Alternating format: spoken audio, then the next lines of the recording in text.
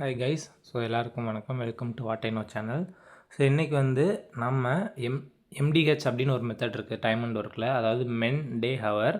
So இந்த மெத்தடில் நிறைய ப்ராப்ளம்ஸ் வரும். பேசிக்கலி எப்படி இருக்கும்னா, 2 சினாரியோ இருக்கும். ஃபஸ்ட்டு சினாரியோவில் நிறைய பேராமீட்டர்ஸ் கொடுத்துருப்பாங்க.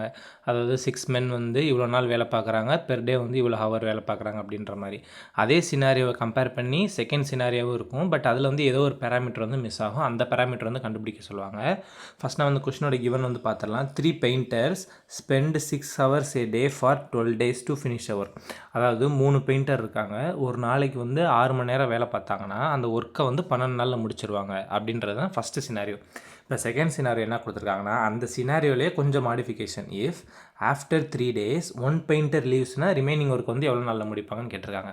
அதாவது இப்போ 3 பெயிண்டருமே 12 நாள் 6 மணி நேரமாக வேலை பார்த்தாங்கன்னா அந்த ஒர்க்கு முடியுது. இப்போ இதுவே 3 பெயிண்டர் 3 நாள் தான் வேலை பார்க்குறாங்க. அந்த 3 நாள் முடிஞ்சதுக்கப்புறம் ஒரு பெயிண்டர் வந்து லெஃப்ட் ஆகிடுறாரு அப்படின்னா அந்த ஒர்க்கை வந்து எவ்வளோ நாளில் முடிப்பாங்கன்னு கேட்டிருக்காங்க. ஸோ இதிலே வந்து நம்மளுக்கு தெரிஞ்சிருது 2 சினாரியோலையுமே சேம் ஒர்க்கை தான் பார்க்க போகிறாங்க. பட் ஃபஸ்ட்டில் வந்து ஃபுல்லாக இருக்காங்க, செகண்டில் வந்து பர்சன் வந்து லீவ் ஆகிறாங்க அப்படின்றப்ப நம்மளுக்கு ஒர்க்கு வந்து ஈக்குவல் தான். ஸோ அப்போ ஒர்க்கு ஈக்குவல்ன்றத இந்த ரெண்டு சினாரியோவில் இருக்கிற ஸ்டேட்மெண்ட்டையும் வந்து நம்ம ஈக்குவல் பண்ணணும்.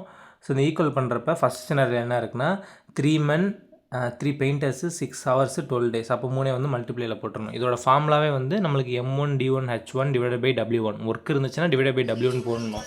அப்படி இல்லைன்னா ஒரு செகண்ட்.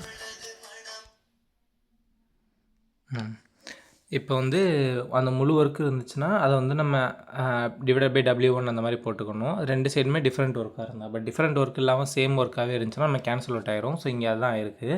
அப்போ 3 × 6 × 12 இதுதான் வந்து ஃபஸ்ட் சினாரியோவில் இருக்குது, ஒர்க் இல்லை. அப்போ செகண்ட் சினாரியோவில் எப்படி வரும்னா, 3 நாள் 3 பர்சன் வந்து பார்க்குறாங்க. அப்போ 3 × 3 வந்து வந்துடும்.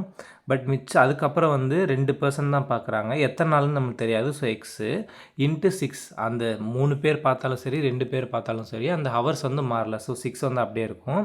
ஸோ 6ம் கேன்சல் ஆயிரும். மிச்சம் வந்து 3 × 12 இருக்குது. இங்கிட்டு 9 + 2xன்னு இருக்குது. ஸோ 3 × 12 இருக்குது. இங்கே 9 + 2x இருக்குது. ஸோ அப்போ 2x = 36 - 9 வரும். அப்போ 2x = 27 வரும். x = 13 1/2.